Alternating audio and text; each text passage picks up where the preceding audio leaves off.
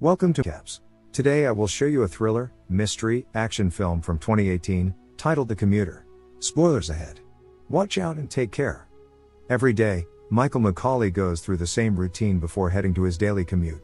He spends time with his wife Karen and son Danny, helping his son with his literature assignments before his wife gives him a lift.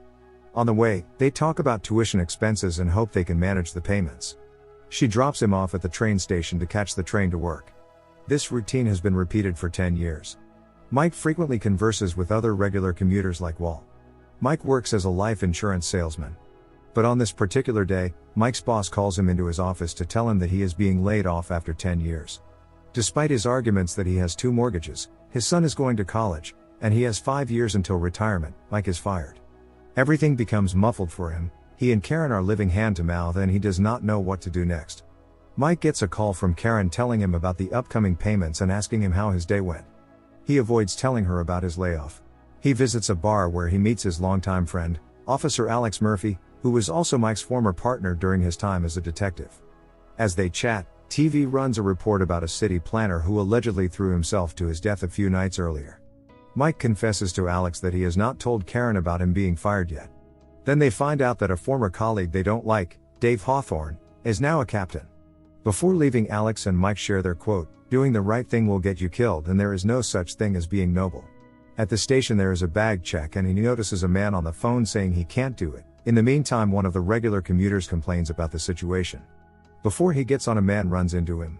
As if the situation couldn't get any worse, inside he notices his phone is gone. A man walks by and talks on the phone about something big happening tonight. A Hispanic woman is in distress. In one of the cars, the AC is off. Girl is arguing with a boy who is trying to hit that. A well-dressed man is awfully loud, bragging about his expensive suit and all.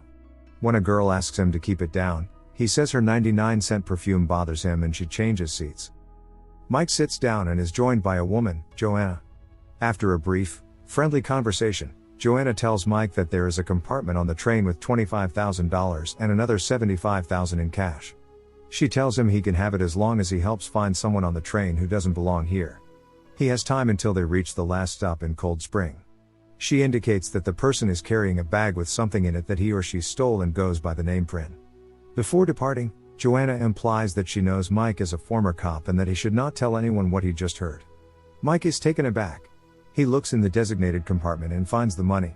He thinks about leaving the train with the 25 grand. A young woman stops him and tries to claim the money, but Mike decides to keep it for himself. The woman then hands Mike an envelope and says it's a warning. He opens the envelope and finds Karen's wedding ring. Having lost his own phone, Mike borrows the phone of another commuter, Tony. Mike finds Walt and asks him for his paper. He writes him a note to call the police as his family is in danger while a man stares at him from behind. He leaves him the paper and tries to call Karen, but cannot reach her. He tries Alex and gets the same result, but leaves a message. As Walt leaves the train, Mike sees a man he had seen earlier boarding the train rush in with a bag. Joanna calls Mike, drawing his attention out the window. He sees Walt about to cross the street to talk to the cops, but someone working with Joanna pushes Walt into the path of a bus, killing him. She warns Mike that this is exactly what will happen if he tries to make a run for it. She instructs Mike to find Prin in a bag they are holding, and to put a tracking device on the bag they slipped in his pocket. First, Mike gives the phone back to Tony and checks what zone Cold Spring is in. It's zone 7. He looks at the other passenger destinations. He's looking for a stamp on number 7. He marks all the people: a man in a red shirt, a vacant seat, a Hispanic woman, an African American man, a girl with colored hair, and the stockbroker. Mike approaches the stockbroker because he has never seen him on the train before. Even though his ticket has zone 7 marked on it, he is confused as to why Mike thinks he is going to Cold Springs and also calls him poor and that he should mind his own business. Mike gives him the middle finger and his next attention is on the girl. He starts a conversation with her, but she excuses herself. He follows her and grabs her bag. She's carrying fake IDs for her boyfriend. Mike notices a sign, which gives him an idea. He approaches a conductor and points out a few people who seem suspicious to him. He suggests searching the bags of everyone going to Cold Spring. The conductor approaches the Hispanic woman and wants to check her bag under the pretense of a security check. A scuffle ensues and Mike once again notices the tattooed man from the first stop, who is also headed to Cold Springs. Mike follows the tattooed man, who attacks him in the next car for following him. When Mike mentions Prin, he becomes suspicious and the two continue to fight until Mike lets him win so he can slip him the tracker. When he thinks the job is done, he finally allows himself a breather. Tony receives a call and he quickly figures out that the call is for him. He answers it and it's Alex. Alex assures him that he sent some agents to his house to check on his family. Mike tells him the whole story about Prin, the 100 grand and Waltz, and that his family is being threatened. Alex mentions that a witness using Prin's name claims to have seen two men throw a city official to his death. This makes Mike realize that Prin is going to be killed and that he is being set up. As the train enters a tunnel, the call is interrupted. Two agents are waiting for the witness at Cold Springs. They mention 20 minutes until the arrival of the train. As Mike continues to walk between cars, people notice him and get nervous. He opens the bag the tattooed man had in the empty car. It's filled with his belongings and a missing gun. He hears a phone ring and discovers the body of a tattooed man wearing a badge that reveals he was an FBI agent. Mike answers the phone. It's Joanna. She accuses him of identifying the wrong person and being responsible for another man's death. He asks about his family's well-being and she assures him that everything will be okay as long as he does his part. Joanna activates the microphone on Karen's phone and he listens as a man comes over to their house and says he is there on behalf of Mike. Joanna interrupts the transmission and tells him not to leave the train and not to get caught. The train is stopped for an investigation. Some passengers have warned the authorities about Mike's suspicious activities on the train. Mike hides with the body while the police clear the cars. He tries to open the door but cannot, so he crawls down, only for the train to start moving. He still manages to jump down and roll between the wheels. He manages to jump back on the train, but his bag gets stuck. When he pulls it back, all the money flies out except for 100. Joanna calls again. It's 2 more stops until Cold Springs. He is desperate. Mike turns off the AC on all cars except the last one. All passengers move to the last car. Mike meets with the red shirt and Tony for a card game. He asks the red shirt why he is on the train and is promptly rebuffed. He then raises his voice and talks throughout the car about being fired and not having the heart to tell his wife. He then talks about a hypothetical scenario of a passenger who does not belong on the train carrying a bag and about the reward, the same scenario Joanna told him. When asked by Tony what he would do, he would put all the people still on the train in one car and suggest that very scenario. Tony corrects himself and asks if he would take the money, to which Mike admits that he already did.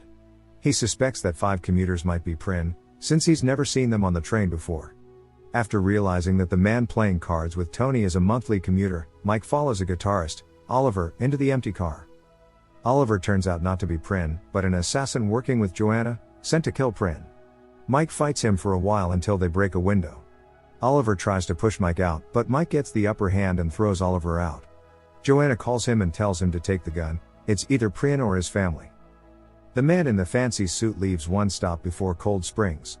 That leaves 2 suspects, but he's already crossed off the girl with the colorful hair.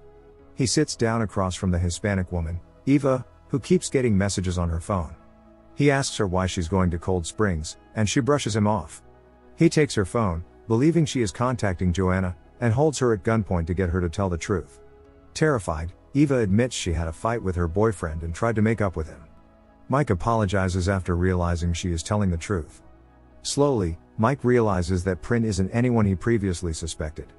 He recalls a young woman changing seats on the way to Cold Spring after sitting next to an obnoxious passenger. He approaches her.